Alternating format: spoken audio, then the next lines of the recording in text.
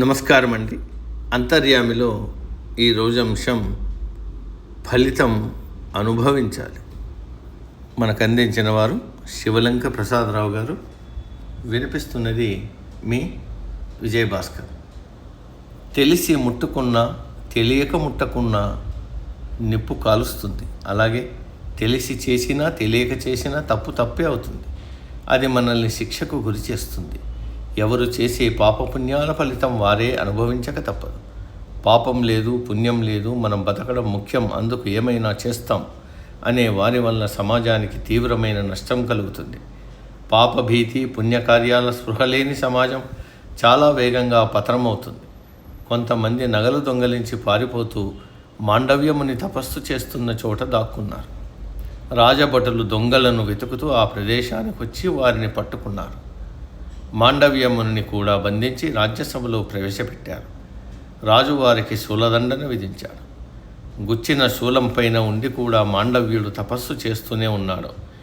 ఏం తప్పు చేశావు, ఈ శిక్ష అనుభవిస్తున్నావు అని కొందరు తాపసులు అడగగా, ఇందులో ఎవరి దోషం లేదని, దోషతః కం గమిష్యామి నహిమే అన్యూ అపరాధ్యతి అని చెప్పాడు.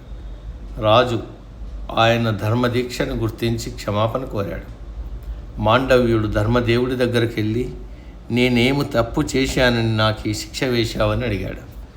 నువ్వు చిన్నప్పుడు మిడతలు పట్టుకుని వాటి తోకల వెనక ఇషీక అనే వాడి అయిన గడ్డిని దూర్చి బాధ పెట్టావు, అందుకే నీకు ఈ శిక్ష. చిన్న దానం చేసినా 100 రెట్లు ఫలితం వస్తుంది, అలాగే చిన్న దోషం చేసినా 100 రెట్లు శిక్ష అనుభవించాల్సి వస్తుంది అని ధర్మదేవుడు చెప్పాడు. 14 సంవత్సరాల వరకు పిల్లలు ఏ తప్పు చేసినా అది తెలియక చేసిన దోషమే అవుతుంది. ఈ ధర్మ సూక్ష్మం తెలుసుకోకుండా నన్ను శిక్షించావు కాబట్టి నువ్వు మానవలోకంలో జన్మించు అని మాండవ్యుడు ధర్మదేవుణ్ణి శపించాడు. దాని ఫలితమే ఆయన విదురుడిగా జన్మించాల్సి వచ్చింది. తెలిసి చేసినా తెలియక చేసినా కర్మల దోషాల ఫలితం అనుభవించక తప్పదని భారతంలోని కథ చాటి చెప్తుంది. పాపపుణ్యాలు, స్వర్గ నరకాలు మన నమ్మకాలపై ఆధారపడి ఉంటాయి. కానీ ఏవి మంచి పనులు, ఏవి చెడ్డ పనులు అనేది మన అంతరాత్మకు తెలుసు. మనం చేసే కర్మల ఫలితం ఈ లోకంలో మనం జీవించి ఉండగానే అనుభవించడం తథ్యమని తెలుసుకోవాలి. సమాజ హితం కోరే మంచి పనులు చేయాలి. వయసు పెరుగుతున్న కొద్దీ మానసిక పరిణితి కూడా పెరగాలి. అరిషడ్ వర్గాలపై నియంత్రణ సాధించాలి.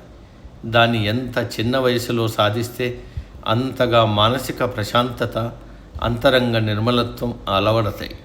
అవి చేకూరినప్పుడు కర్మ ఫలితాన్ని కూడా ఆనందంగా అనుభవిస్తాం.